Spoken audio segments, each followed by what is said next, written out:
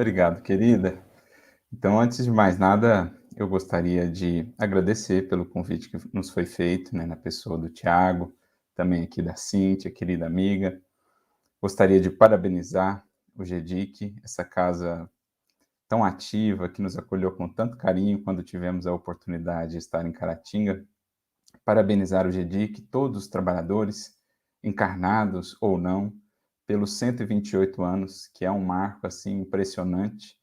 Que venham muitos anos mais com esse trabalho tão vigoroso, tão ativo, semeando as luzes do Consolador e do Evangelho nos corações. E nada melhor do que para comemorar esse aniversário, né, do que uma festa espiritual, em especial em torno da obra sublime de Leon Denis, esse grande apóstolo do Espiritismo que nos deixou um legado tão valioso pelas obras escritas que nos deixou, mas, sobretudo, pelo livro de sua própria vida. Né? Um apóstolo não só na eloquência da argumentação, na difusão do espiritismo que realizou, mas também apóstolo no sentido daquele que demonstrou fielmente em vida o que significa uma vida vivida em coerência com tudo aquilo que divulgava, com tudo aquilo de que se fez emissário. Então, que ele, no seu espírito, possa inspirar a todos nós, assim como o Mestre, divino amigo de todos nós, em cada momento, em cada passo da caminhada, que ele siga nos inspirar, certamente vem inspirando a todos que têm participado desse evento desde amanhã. Então, que a gente possa, nessa reta final aqui, também seguir sintonizados com as esferas superiores, para recolhermos aí as inspirações e as ideias que possam ser úteis para a nossa caminhada. E dentro dessa multiplicidade de expressões, dessa riqueza tão vasta da obra de Leon Denis e do Espiritismo como um todo, coube nos falar de um assunto que é dos mais importantes, um assunto que é um dos eixos, poderíamos dizer, da própria filosofia, da própria reflexão do ser humano sobre si mesmo, sobre a vida, que é a reflexão em torno do livre-arbítrio e da consciência. Pela sua própria importância, pela profundidade do que aí está envolvido, vem esse assunto sendo debatido desde os albores da filosofia, com alternativas diversas, com visões e perspectivas diversas, mas a gente vê que com o Espiritismo revelando-nos de maneira tão clara, tão límpida, as leis espirituais que nos regem os destinos, ali nós encontraríamos elementos-chave, peças fundamentais, para a gente poder montar melhor esse quebra-cabeça em torno, por exemplo, da questão da liberdade de agir da criatura. Existe mesmo livre-arbítrio ou não? Porque muitos foram aqueles, ao longo dos tempos, e ainda hoje, em especial nas correntes mais materialistas, muitos foram aqueles que disseram que, em verdade, a criatura não é propriamente livre para agir. Ela seria muito mais um produto das injunções externas, seja das condições sociais, das circunstâncias exteriores que ela vive, seja mesmo das características da biologia, da fisiologia, de modo que suas ações seriam muito mais um reflexo desse determinismo das circunstâncias ou das leis biológicas mesmo, do que propriamente uma escolha. Isso porque, em analisando a vida das criaturas, identificavam esses pensadores também muitas circunstâncias, acontecimentos que pareciam escapar de qualquer possibilidade de escolha, né, de manejo ali da criatura que vivia aquela experiência. Mas surge-nos o Espiritismo, bendito Consolador, que vem trazer alguns conceitos fundamentais para a gente ampliar e, melhor, aprofundar a visão sobre o assunto, enxergando agora essa questão de uma perspectiva mais elevada, não nos restringindo à estreiteza da matéria, dos sentidos, de uma análise que esteja muito sujeita, muito condicionada à visão de uma existência, por exemplo, ou apenas dos fatores externos que envolvem a criatura em sua trajetória. O Espiritismo traz para nós conceitos como o conceito fundamental da evolução, da lei de progresso, aqui evolução não entendida apenas a evolução biológica, a evolução das formas aqui na matéria, mas também a evolução, o progresso, o aperfeiçoamento do ser espiritual, que complementa a visão que Charles Darwin, por exemplo, traz para o ponto de vista da matéria, né? Então, é o que André Luiz vai se propor a fazer no livro Evolução em Dois Mundos, conectando as duas coisas, a evolução das formas aqui na matéria, ao longo de bilhões de anos, acompanhada pela evolução dos seres, pela evolução dos princípios inteligentes, pela condução da espiritualidade em todo o processo. Então, o Espiritismo nos traz esse, que é um conceito-chave para a gente entender como que o próprio livre-arbítrio, a própria liberdade de agir das criaturas ou dos seres, vai se transformando também à medida em que ela caminha nessa longa, nessa imensa jornada que é a jornada de ascensão espiritual.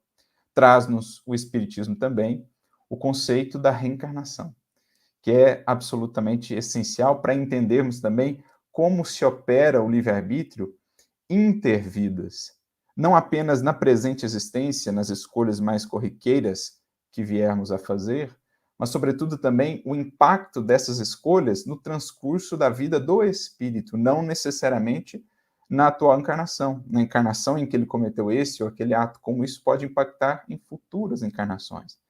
Inclusive mesmo o processo que antecede o seu retorno à matéria, em uma nova encarnação, onde ali também será utilizado o livre-arbítrio, por exemplo, na escolha das provas, em conjunto com os benfeitores espirituais, como nós vemos em O Livro dos Espíritos, na questão 258 em diante, quando Kardec trata ali com os espíritos da escolha das provas. E ali, dizem eles a Kardec, que, sobretudo, antes do retorno também é que nós exercitamos o livre-arbítrio de definir as provas, as experiências que serão necessárias à nossa evolução, claro, sempre amparados por espíritos mais elevados que nós, que conhecem até melhor as nossas necessidades e as nossas demandas espirituais. Então, sem esses elementos que o Espiritismo traz e incorpora à reflexão sobre o livre-arbítrio e a consciência, que a gente vai ver que ambos estão estreitamente associados, de fato, muito difícil ficava fechar a questão ou compreender de fato, porque mais parecia, pela observação dos fatos e dos acontecimentos, que a criatura era muito mais um produto mesmo das injunções, sejam elas biológicas ou exteriores, do que propriamente ativa, definidora dos seus caminhos. Mas, à luz do processo de evolução, à luz da reencarnação e o entendimento também do mecanismo de operação da justiça divina, sobretudo por meio da consciência, tudo vai se fazendo mais claro. Então, vamos compreendendo a perfeição, a justeza das leis divinas em seus menores fundamentos, em seus mais básicos fundamentos. E um conceito muito importante que Leon Denis vai desenvolver, por exemplo, ele vai tratar desse assunto do livre-arbítrio, tanto no livro Depois da Morte, no capítulo 40, em que ele fala do livre-arbítrio em composição com a providência divina, como essas duas coisas se conjugam em verdade na evolução, porque esse é o panorama que se desenha para nós. O ser vem evoluindo, vem desenvolvendo-se desde os reinos anteriores à humanidade, onde ele opera basicamente sob o império do instinto, do determinismo. Ele vem se desenvolvendo, até que entra no período de humanização, passa pelo desabrochar da razão, passa, portanto, a poder discernir, vem o desenvolvimento da inteligência, e com a inteligência amplia-se também o livre-arbítrio, a possibilidade de escolher, de discernir, de definir. E ao mesmo tempo em que se desenvolve a razão, a inteligência, o livre-arbítrio, aumenta-se também, de maneira concomitante, a responsabilidade da criatura. É essa visão que nós temos, né? Pensando numa imagem, pensando numa espécie de ampulheta, se a gente fizesse um corte numa ampulheta, na parte de baixo teríamos um triângulo assim, em que nós temos o determinismo diminuindo à medida em que o ser sobe na escala da evolução, até chegar a um vértice. Nesse vértice nós temos ali o processo do desabrochar da razão, da humanização do espírito, em que ele passa a ter agora discernimento sobre si, sobre Deus, sobre as leis, claro, de maneira gradual, e então se inverte. Se antes o triângulo era assim, o determinismo bem amplo lá embaixo, diminuindo cada vez mais à medida que o princípio inteligente se desenvolve. Depois nós passamos a ter um triângulo invertido, em que desse vértice em diante, o livre-arbítrio passa a se expandir, mas de maneira concomitante também a responsabilidade da criatura. É o que veremos na questão 780 de Livro dos Espíritos, item A, em que os espíritos dizem a Kardec que o desenvolvimento da inteligência acompanha o do livre-arbítrio e aumenta, portanto, a responsabilidade dos atos. Leon Denis vai tratar no capítulo 40 do livro Depois da Morte desse assunto, em conjunção com a providência divina, porque o movimento de evolução não é outro senão a criatura, cada vez mais consciente no uso do livre-arbítrio, ela passa a harmonizar o seu livre-arbítrio, o seu agir, as suas escolhas, a essa providência divina, ou aos desígnios do Criador. E disso, mais propriamente, surge a libertação. Disso se estabelece o que poderíamos chamar, no linguajar do Evangelho, de salvação. Não um movimento unidirecional de Deus resgatando a criatura, mas sim o recurso que vem de Deus, a inspiração, todas as revelações, todo o amparo da misericórdia e do amor de Deus, que, encontrando a criatura cada vez mais aberta, cada vez mais sintonizada, cada vez mais consciente no uso da sua liberdade, embora restrita, mas da sua liberdade de ação, ela passa a harmonizar, a direcionar essa liberdade conforme a providência. E disso surge a sublimação do ser. Então, lá no capítulo 40 do Depois da Morte, ele trata mais ou menos nesses termos, e também no livro O Problema do Ser e do Destino, né, na versão aqui no Brasil, O Problema do Ser e do Destino da Dor, no capítulo de número 22, da terceira parte, ele vai desenvolver reflexões em torno desse tema, do livre-arbítrio, inclusive fazendo essa conexão, que é absolutamente essencial, que já estava lá em O Livro dos Espíritos, entre a liberdade de agir e a responsabilidade moral dos atos, dizendo que um conceito ou um aspecto fundamental da evolução do ser, do espírito, é o entendimento dessa liberdade que, em não existindo, na verdade, nos eximiria de qualquer responsabilidade pelos atos ou pelos acontecimentos. Então, sine qua non, para que o espírito possa evoluir, para que possa existir o mérito ou o demérito das ações do espírito, para que ele seja, de fato, artífice do seu destino, como Deus assim estabeleceu, um aspecto essencial é que ele tenha o livre-arbítrio dos seus atos. É certo que o livre-arbítrio não é ilimitado, ele cresce e se expande à medida que o próprio espírito desenvolve-se. No entanto, há sempre uma margem ali para a escolha, porque isso é o que define a responsabilidade.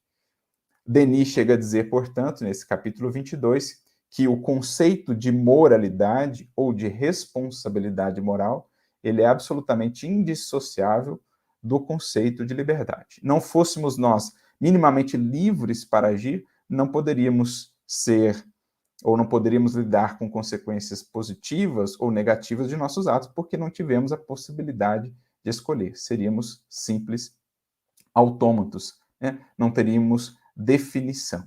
Então, embora existam, sim, arrastamentos, tentações, injunções, tendências, circunstâncias exteriores que podem, de alguma maneira, fazer-nos inclinar para essa ou aquela atitude, há sempre uma margem de escolha da parte do espírito. Com relação às circunstâncias exteriores, até pode existir, como de fato há em alguns momentos da trajetória do ser, um certo determinismo, especialmente nas grandes provas, nas experiências necessárias, não estará muito dentro da alçada do espírito decidir ou não passar por aquilo. Ele vai passar pela experiência, mas está na alçada dele decidir como ele vai lidar com aquela experiência. Se ele vai crescer com ela ou se ele vai se complicar ainda mais a partir dela. Nós vemos essa questão sendo analisada também por Kardec em O Livro dos Espíritos, sobre a fatalidade, por exemplo, ou o determinismo.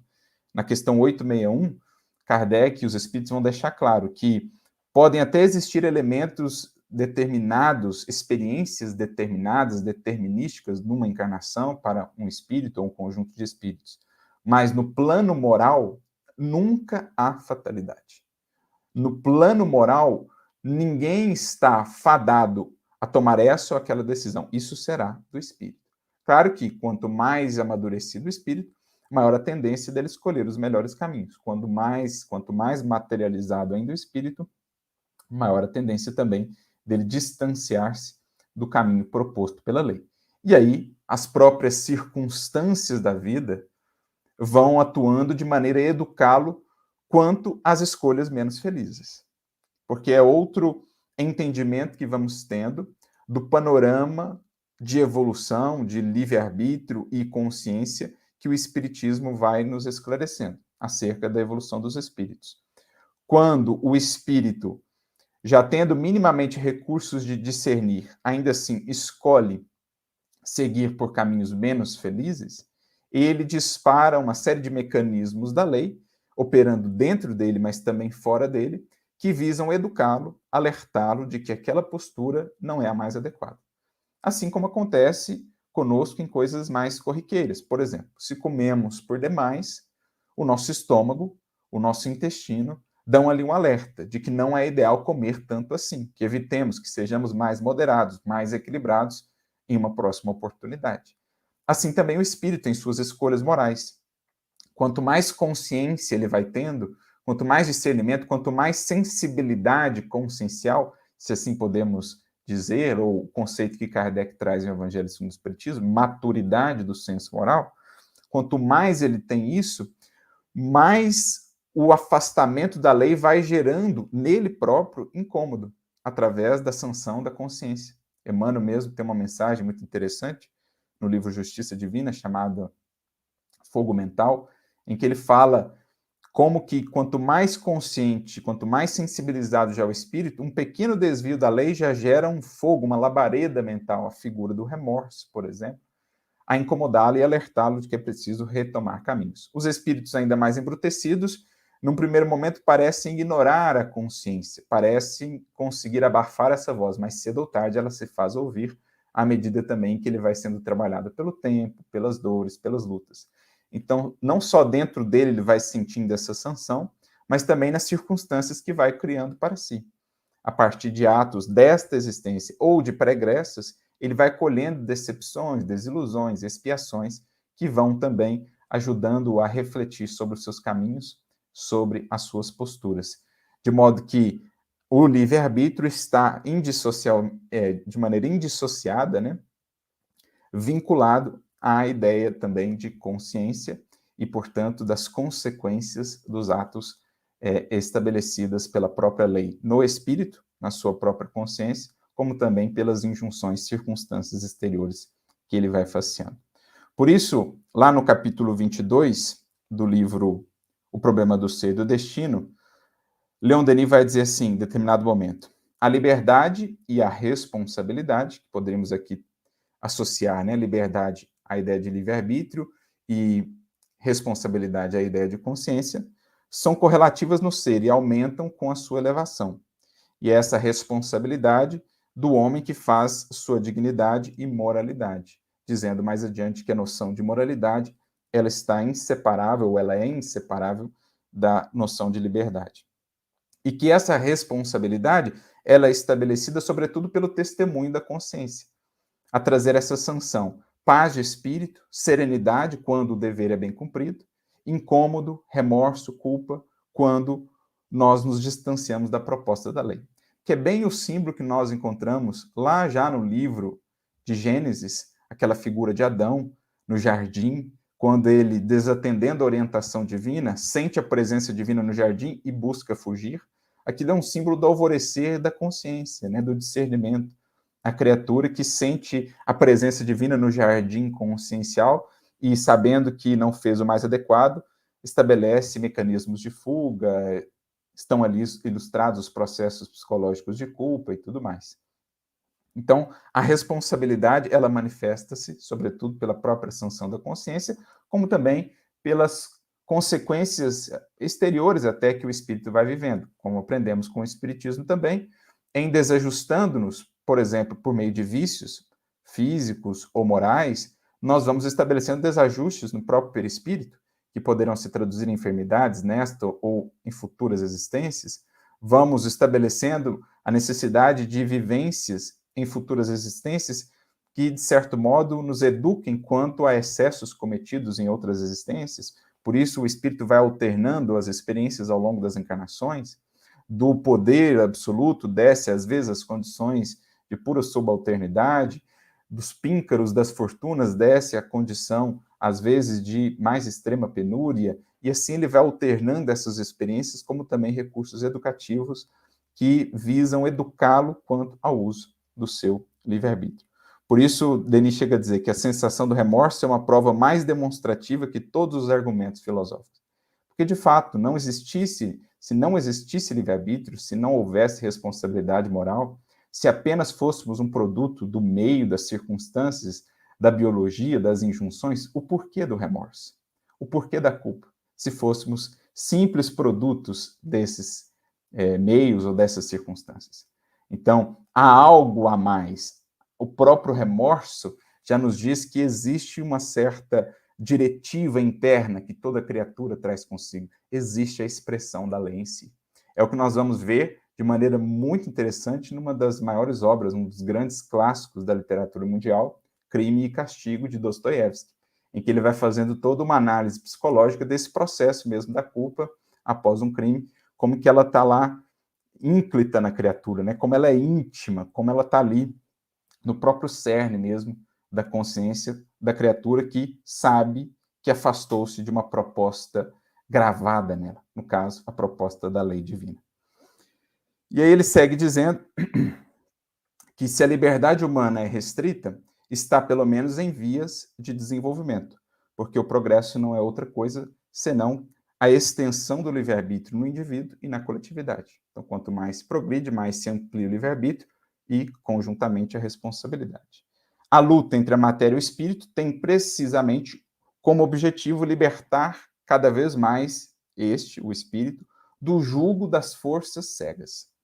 Então, antes vindo lá da animalidade, dos reinos anteriores, o espírito sujeito plenamente ao instinto, depois às paixões, à medida em que vai vivendo na matéria, vai estabelecendo essas paixões, vai sendo muitas vezes cativo delas, mas quanto mais se ele vai desenvolvendo o discernimento, ele vai percebendo aquilo que é favorável, aquilo que não é, aquilo que é mais durável, aquilo que não é, aquilo que de fato lhe impulsiona, lhe traz conquistas mais efetivas, aquilo que não é. Então, a experimentação da vida vai fazendo com que ele gradualmente vá se libertando do cativeiro dessas forças cegas, à medida em que conhece a lei, à medida em que conhece a si mesmo, e passa a viver de maneira coerente com a lei. Por isso a frase de Jesus: conhecereis a verdade, e a verdade lhes fará cada vez mais livres.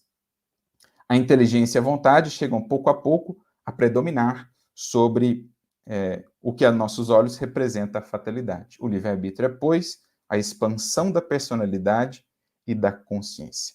Para sermos livres, é necessário querer sê-lo e fazer esforço para vir a sê-lo, libertando-nos da escravidão da ignorância e das paixões baixas, substituindo o império das sensações e dos instintos pela razão. Portanto, temos o livre-arbítrio de agir, mas só seremos livres quando soubermos bem utilizar o livre-arbítrio de agir, utilizá-lo com consciência. Entendendo que liberdade, portanto, à luz do Espírito, à luz do Evangelho, principalmente, não será simplesmente fazer o que se quer, mas fazer aquilo que é preciso. Inclusive entender que liberdade é muitas vezes, ou será muitas vezes, dizer não para nós mesmos, para os nossos desejos, para os arrastamentos. Isso será livre. Não aquele que tudo faz, tudo o que quer. Esse ainda estará na condição de escravo das suas paixões. E claro, quanto mais discernimento já se tem para escolher, para discernir, mais responsabilidade, mais dolorosas serão as consequências de uma escolha menos feliz. É por isso, naquele mesmo contexto da fala de Jesus, do conhecereis a verdade vos fará livres, temos aquele momento em que ele, falando com os fariseus, os doutores da lei, quando eles lhe perguntam, e nós por acaso somos cegos? E ele diz, se fosseis cegos, não teríeis pecado.